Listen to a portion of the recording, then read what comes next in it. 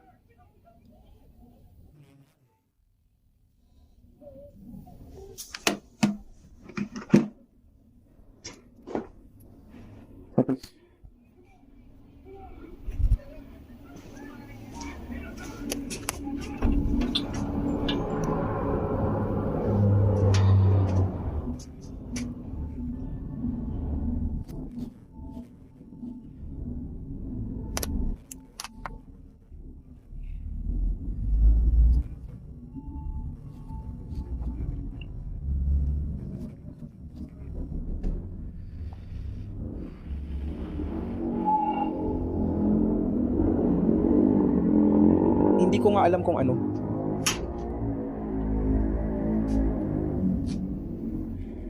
Kung ano ang gagawin.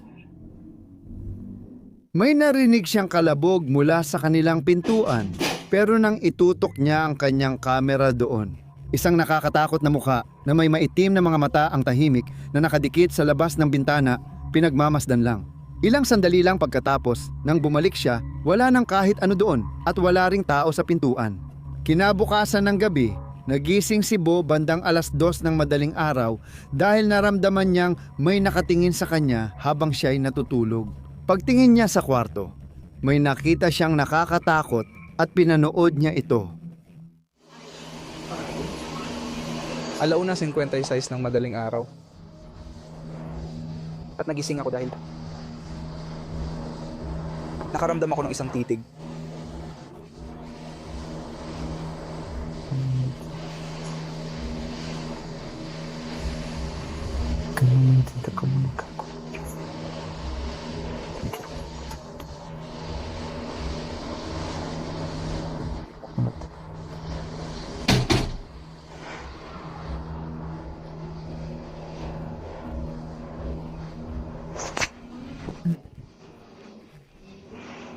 Alexa, ilaw sa kwarto, malamig na puti.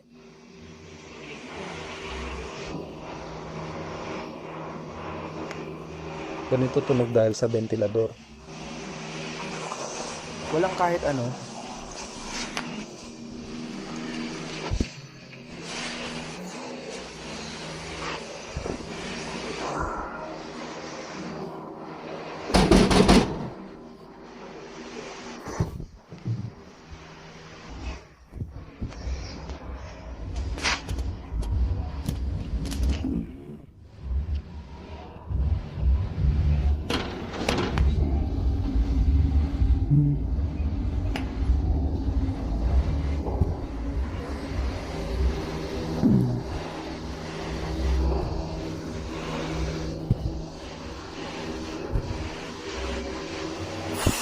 Sa larawan, may nakakatakot na figura sa kwarto. Nang gumalaw ito, tumayo siya para harapin, pero nawala na ito. Nakakarinig siya ng kalabog sa labas ng bintana at nakuna ng larawan ang figura. Pero pagtingin niya ulit, wala namang tao. Sinabi niya na ang figura sa kwarto niya ay mukhang parang nasunog. Pero sa huli, gaya ng dati, sa'yo ko iiwan ang paghusga kung totoo mang may multo o wala. Nag-post na si Music Lover ng video sa TikTok noong Hunyo 2025. Sabi nila, hindi sila ang kumuha ng mga larawan. Sa halip, ipinadala ito ng kanyang ama na nagsabing kinunan ito ng mga tagapag-alaga sa bahay ng tiyuhin nang nag-upload ng video. Nakakadagdag ito ng kaba dahil hindi ito galing sa aktibong nagre-record para sa social media, kundi ipinasapas ang video lang. Nabahala ang mga nakasaksi. Sabi ng user, naniwala ang kanyang ama na espiritu ng lolo niya ang nasa video at gumagala sa paligid ng tiyuhin niya. Pero si music lover, hindi siya sang-ayon. Sabi niya, parang masyadong marahas ang nangyayari sa video para siya yon. Tingnan natin.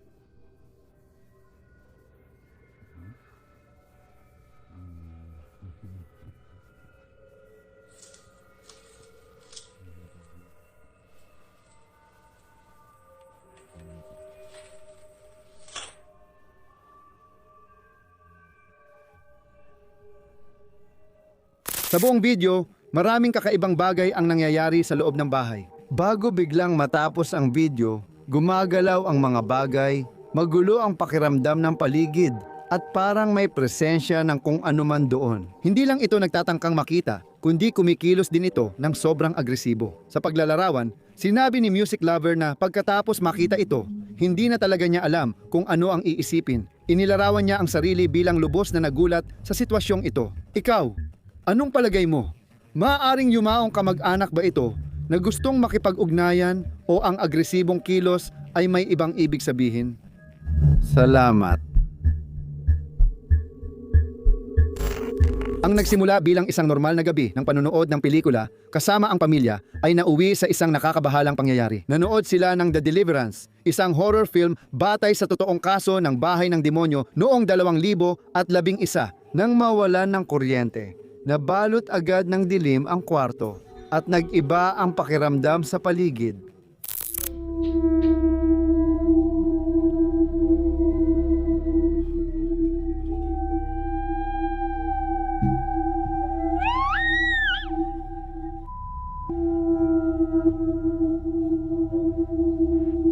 Nangibabaw ang takot sa kanila at nagtakbuhan ang pamilya papunta sa kanilang mga kwarto.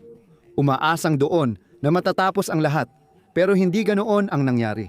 Nagpatuloy ang mga kakaibang tunog at lalo pang lumala ang kanilang takot. Ano man ang nangyari, ito ay naitala sa kamera. Sabi ng ilan, takot lang ang sanhi ng lahat, pero naniniwala ang iba na may nilalang na tumugon sa pelikula. Si Urbex Hill, isang YouTube content creator, ay kilala sa pag-explore ng mga abandonadong lugar, ngunit ang huli niyang investigasyon ay nagpaiyak at natakot siya.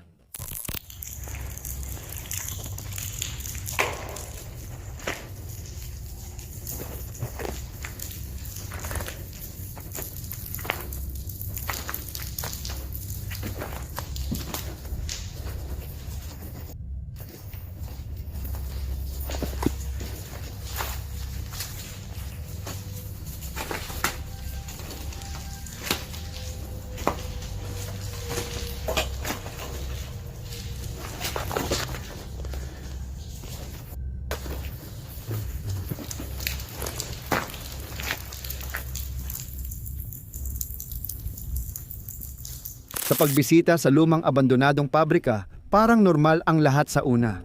Habang lumalalim sila sa loob, naging nakakabigla ang katahimikan at may mahihinang ingay na umalingaw-ngaw sa pasilyo.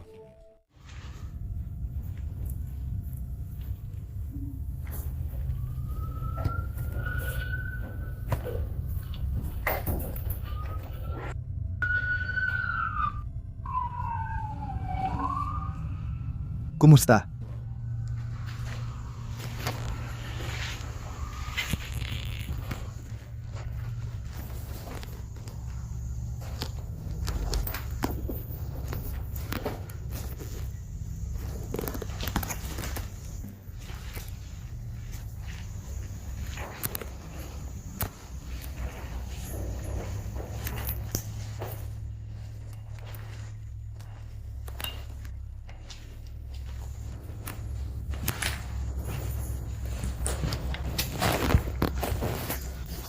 Sa larawan, kitang-kita ang mga bagay na kusang gumagalaw.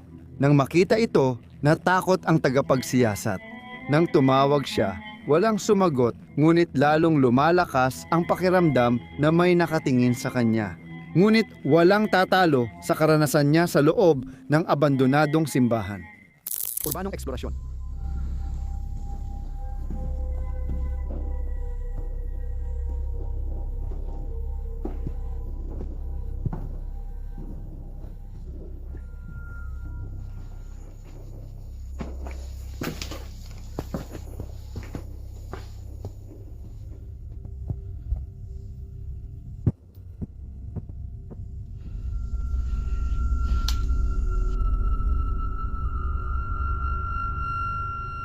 Nang siya lang ang pumasok, nag-iba ang atmosfera.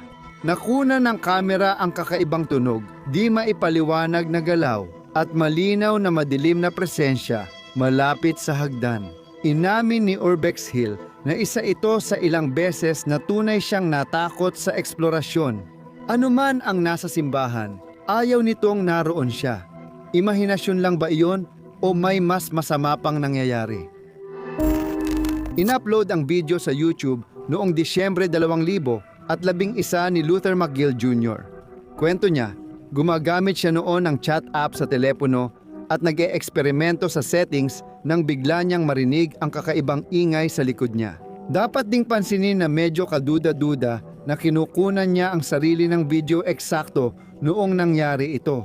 Hindi karaniwang nagbi-video ang mga tao habang inaayos ang settings ng phones nila, pero timing ang dahilan kaya espesyal ang clip na ito.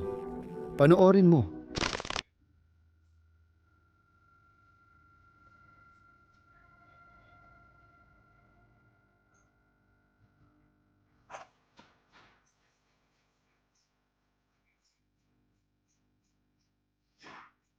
Narito ang mga tanawin ng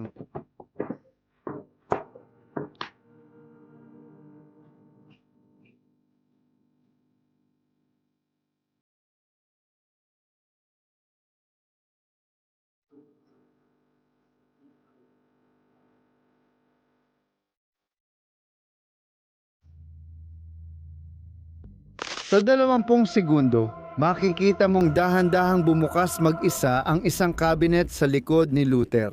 1 segundo pagkatapos, may biglang lumabas.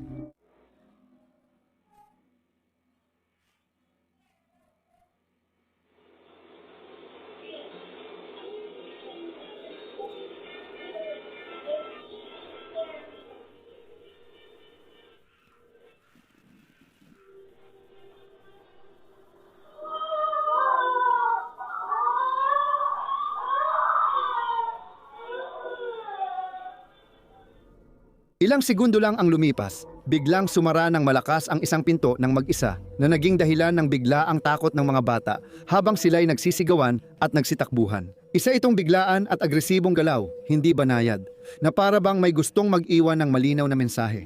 Nag-upload si Jessica ng pangalawang video na nagpakita ng isang gabing nagsimula ng normal ngunit nauwi sa bangungot. Ako.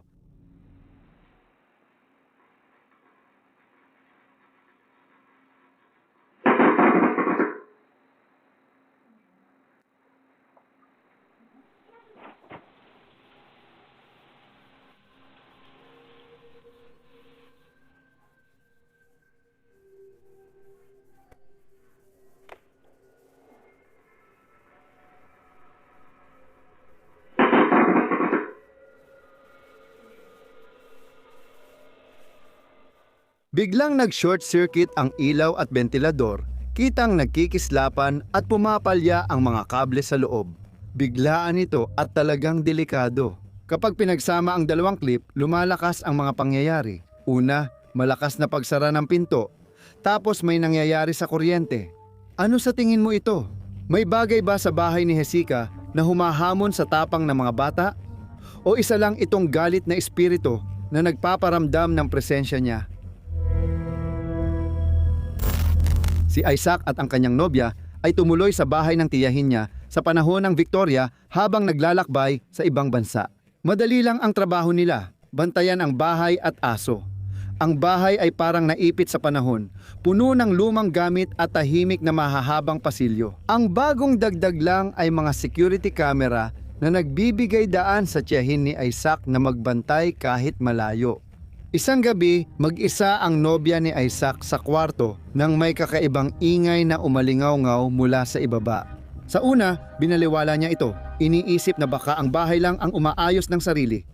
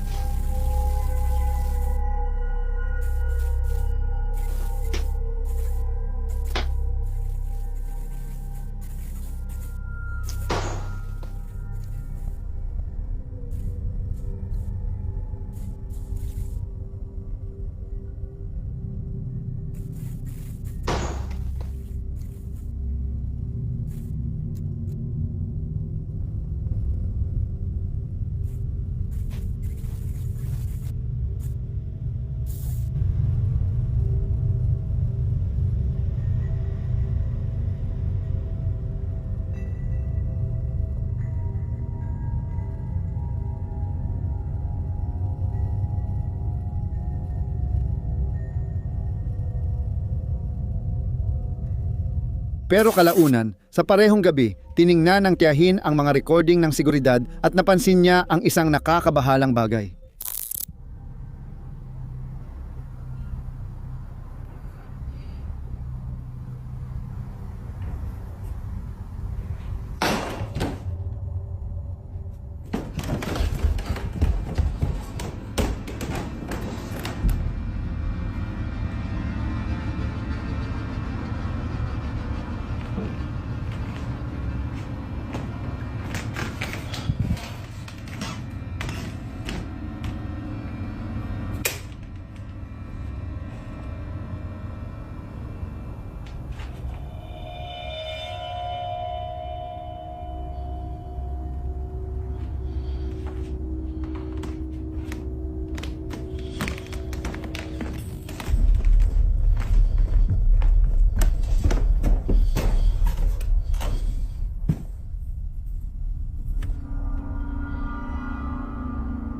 Isang walis sa kainan ay laging natutumba tuwing gabi. Nagpasya si Isaac na tingnan na rin sa wakas ang mga footage ng sandaling iyon kung kailan ito natumba sa isang clip. Bago bumagsak ang walis, may madilim na aninong nakatayo sa tabi ng bintana.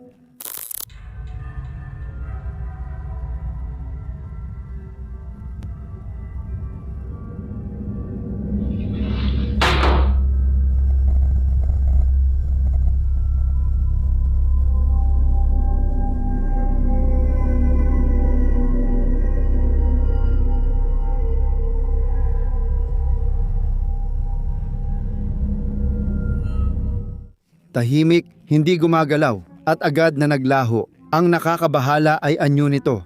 Ayon kay Isaac, mukha raw itong bata. Makalipas ang ilang araw, natuklasan nila ang commemorative na tile sa fireplace na nagbibigay pugay sa dalawang batang dating nanirahan doon. Nakakita kami ng posibleng paliwanag sa nangyari kagabi. Ang mga tile na ito ay per sa dalawang batang minsang nanirahan dito. Inalala sila yung security sa pamamagitan ng paglagay ng mga it sa tile ng fireplace at sinabing itong bitang nakita ko. Simula noon, hindi na muling nakaramdam ng pag-iisa ang dalawa sa bahay.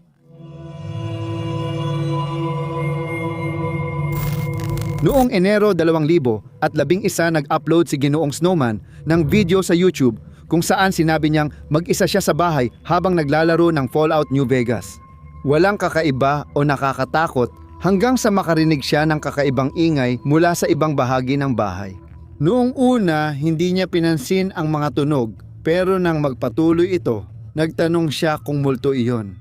Kaya kinuha niya ang kanyang kamera at nagsimulang maglakad-lakad sa bahay. Nagpasya siyang kausapin talaga kung anuman ang maaring naroon.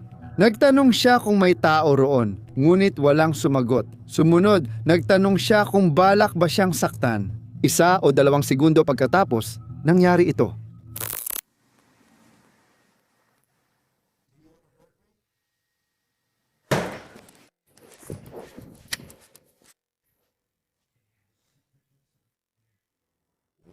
Bigla, parang may isang bagay na direktang sumagot sa kanyang tanong.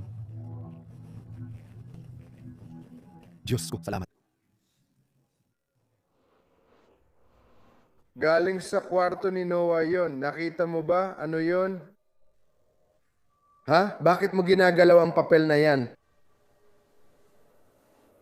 Bakit mo ginagalaw ang dyaryo?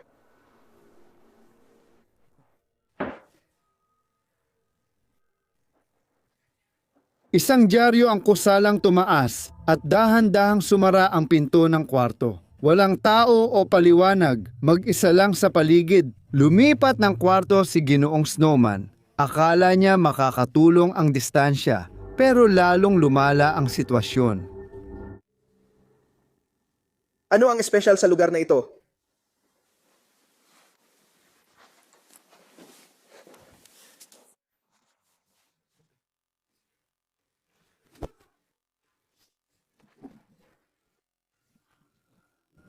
Ang pinto ng kwarto ay kusa na lang nagsara at sa pagkakataong ito, may isang kahon na malakas na inihagis sa sahig, dahilan para siya'y tuluyang magpanik. Posible kayang ito ay isang palabas lang? Posibleng hinila ang mga bagay gamit ang sinulid at itinulak ang mga pinto mula sa labas ng kamera. Maraming ganitong eksperimento dati sa YouTube, Pero nakakakaba ang eksaktong timing ng nangyari sa clip. Lalo na ang reaksyon niya agad pagkatapos niyang tanungin kung masasaktan siya nito. Parang napakadirektang sagot talaga. Kung totoo ito, pumapasok na ito sa poltergeist. Mga ingay, gumagalaw na bagay, nagsasarang pinto at lalo pang tumitindi kapag pinapansin. Hanggang ngayon, wala pa ring totoong paliwanag o kahit follow-up. Basta naiwan na lang ang video sa internet. Isa pang misteryo mula sa lumang YouTube, tila na pag-iwanan ng panahon. Ano sa tingin mo? Panlilinlang lang o may sumagot na hindi dapat? Salamat. Noong Hulyo 2025, si Moxley, isang paranormal na investigador, ay pumasok sa gubat na iniiwasan ng mga taga roon tuwing gabi. Nakatago sa kailaliman, mayroong isang abandonadong lagusan sa ilalim ng lupa. Isang lugar na napapalibutan ng mga nakakakilabot na alamat. Pinag-uusapan ng mga tao ang tungkol sa mga aninong hugis tao at mga sigaw na umaalingaw-ngaw sa pagitan ng mga puno. At higit sa lahat, tungkol sa isang babae na nakasuot ng pulang damit na nagpapakita lamang sa mga taong nananatili doon ng masyadong matagal. Sundalo ka ba? Anong taon tayo ngayon sa tingin mo?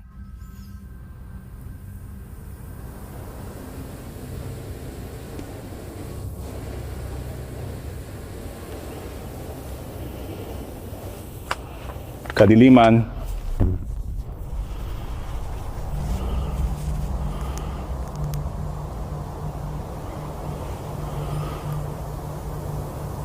Nakikita mo ba ako? Nakikita mo ba ang ginagawa ko?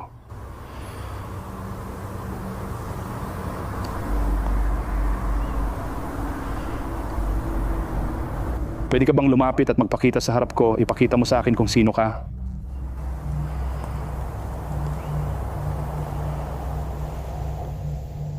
May dalang kamera at audio equipment, sinimulan ni Moxley ang investigasyon sa bungad ng lagusan, kalmadong nagtatanong kung may tao roon. Sa simula, walang nangyari. Pero nang pumasok siya sa lagusan, nag-iba ang atmosfera. May tao ba rito?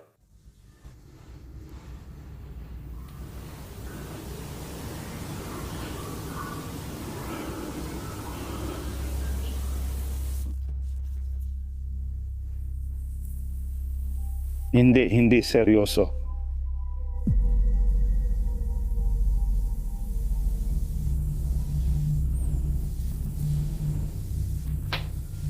Nakalimutan kong mag-ingat.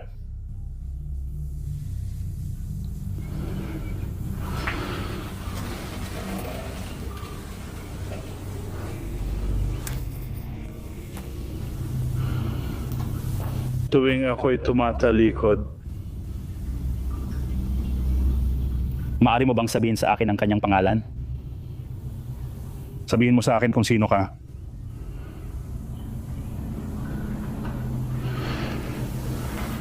Kapag tumatalikod ako, may naririnig akong ingay sa likod na parang may lumalapit.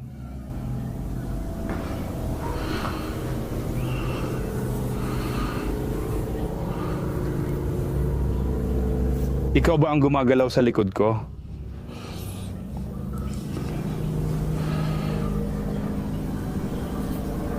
Sabihin mo kung sino ka.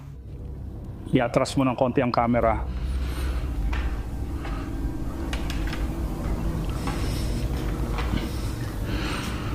Nung huling beses na nandito ako,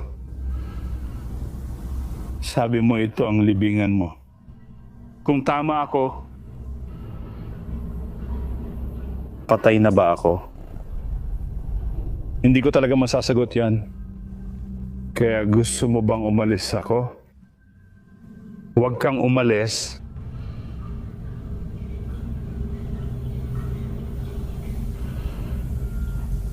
Aalis ako kung gusto mo. Laging nawawala sa focus ang kamerang ito.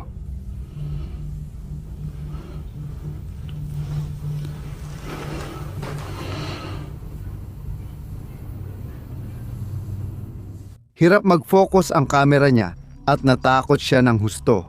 Tuwing tumatalikod si Moxley, may naririnig siyang mahinang ingay at yabag na papalapit sa kanya. Tuwing nagtatanong siya, nakakakuha ang team niya ng nakakabahalang sagot gaya ng pag-amin sa pagpatay at pagkakakulong sa ilalim ng lupa. Pakiramdam niya ay parang may nakatayo lang sa likod niya. Ilang pulgada lang ang layo. Habang mas lumalalim siya, mas lalong lumalakas ang presensyang iyon. At saka ito nangyari. Gusto mo bang takutin ang mga tao dito? Nung huli akong nandito, sinabi kong pinalabas mo ako sa mga lagusan. Meron bang kinalaman sa lagusan? May tinatago ka bang bagay sa pamilya mo? Pinoprotektahan mo ba ang pamilya mo? Inilibing ba sila sa lagusan? Paulit-ulit kong sinasabi ang mga lagusan, pero iisa lang talaga ang lagusan. Lupa ba ito ng pamilya mo? Libingan ba ito? Masaya ka bang nagtanim ulit kami rito para iligtas ang lupa? Siguro hindi ka magagalit kung hindi nila sesementohin dito. Pwede tayong bumalik at magkampo rito. Pwede ba akong magkampo dito?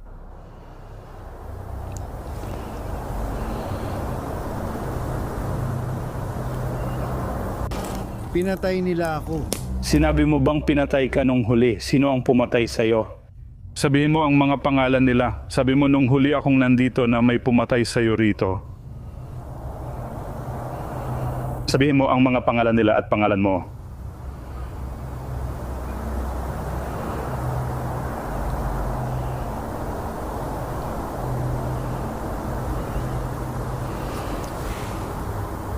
Pakiramdam ko may nakamasid. Ikaw ba'y tumitingin? Biglang bumalot sa lagusan ang makapal at nakakabulang amoy ng asupre. Naramdaman ni Moxley ang malamig na hangin sa leeg, na parang may yumuko sa tabi niya. Sapat na iyon para sa kanya. Hindi na siya naghintay ng sagot, tumakbo na lang siya. Ang baho talaga nito. Ay, itong amoy ng asupre.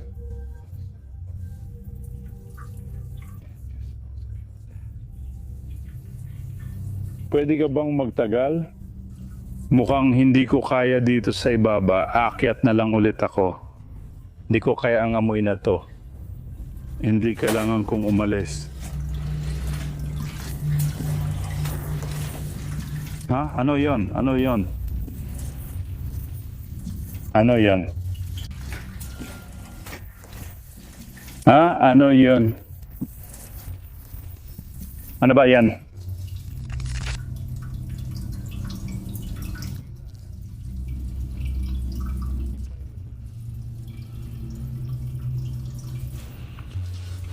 Hindi. Umalis na tayo dito. Ang baho dito. Ayon sa marami, binabantayan daw ng sinaunang nilalang ang lagusan at ang nakabaon sa ilalim, maaaring espiritu, babala o mas madilim pa. Isang tiyak na bagay, hindi lang basta lumabas si Moxley sa lagusan, iniwanan siya nito ng marka. Sa TikTok ng Black Hills Paranormal, nag-upload sila ng video na gumulo sa viewers. Sabi ng uploader, may kaibigan siyang nagre-review ng security camera alerts nang may isang kakaibang notification. Matapos mapanood ang mga larawan, tunay silang nabigla.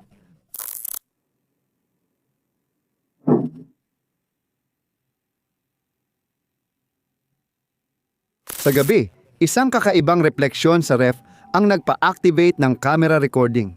Nakakabahala na iyon, lalo't tulog lahat sa bahay. Pero makalipas lang ang ilang segundo, may mas nakakatakot pang lumitaw. Isang puti at malamultong figura ang pumasok sa eksena, halos transparent at nagiiwan ng malabong bakas habang dumaan sa harap ng kamera. May anyo itong tao, pero imposibleng buhay na tao ito. Para sa maraming manonood, isa ito sa pinakamalinaw na kuha ng pagpapakita na kailanman ay nakita. Ano sa tingin mo? In-upload ni Adrian Montenegro ang video noong Hunyo 2023 at mukhang walang masama sa unang tingin. Sila lang ng ilang kaibigan niya ang masayang naglalaro at nagtatawanan sa duyan tuwing gabi. Walang kakaiba o nakakatakot, pero mapapansin mo rin.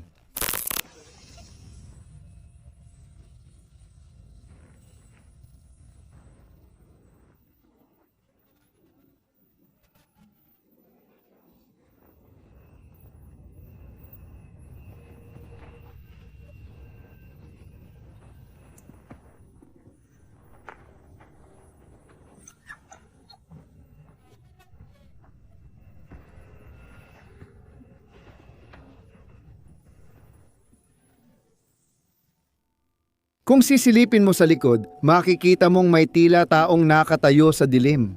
At hindi lang siya basta nakatayo doon, naglakad pa siya ng ilang hakbang at pagkatapos, mas nakakatakot pa, yumuko siya na parang sinusubukan niyang magtago o yumuko para hindi makita. Yung galaw na yon ang nagbago ng pakiramdam sa clip. Hindi ito mukhang trick ng ilaw o hugis lang, parang sinadya talaga. Mas nakakakilabot, walang nakapansin sa nangyayari habang nagre-record sila. Walang reaksyon o takot, puro normal na tawanan lang. Parang walang kamalay-malay sa nangyayari sa likod nila. Isipin mo na lang na makita mo ito kalaunan at mapagtanto mong ang masayang gabi mo sa mga duyan ay hindi pala kasing tahimik gaya ng akala mo. May isang bagay sa likod na gumagalaw, nanonood, at yumuyuko na parang ayaw magpakita.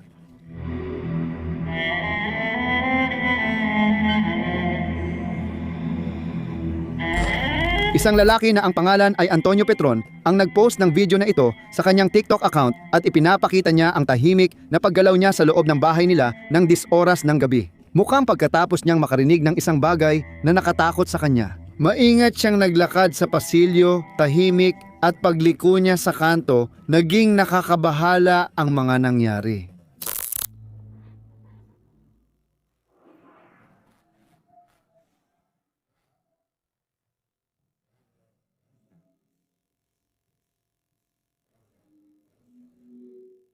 Bigla, may batang scooter na malinaw na nakatigil.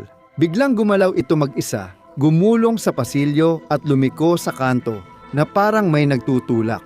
Pero nang sundan ni Antonio at lumiko sa kanto, nandoon pa rin ang scooter, hindi gumagalaw, parang di ito umalis. Maikli ang video at halos walang konteksto, kaya mas nakakakilabot. Walang paliwanag, laruan lang ng bata. Sige, sunod na tayo. Tahimik lang ito, tapos biglang gagalaw na parang may layunin at titigil kapag may lalapit. Kung palabas lang ito, may taong di nakikita na hihila gamit ang sinulid, tapos magtatago agad. Pero kung si Antonio ay talagang mag-isa, ibig sabihin makikita mong biglang gumalaw ang isang laruan na hindi naman gumagalaw sa loob ng bahay. Iyan ang uri ng bagay na di mo makakalimutan. Kung naniniwala ka sa paranormal, may kakaibang kilabot ba rito? Iyan ang klase ng larawan na parang simple lang sa unang tingin, pero talagang nakakabagabag sa loob. Ano sa tingin mo? Edit lang ba ito o may nilalang na naglalakad sa bahay tuwing gabi? Sabihin sa komento. Salamat sa panunood. Like, subscribe at i-activate ang kampanita para sa mas marami pang katatakutan. Sana magkaroon ka ng magagandang bangungot.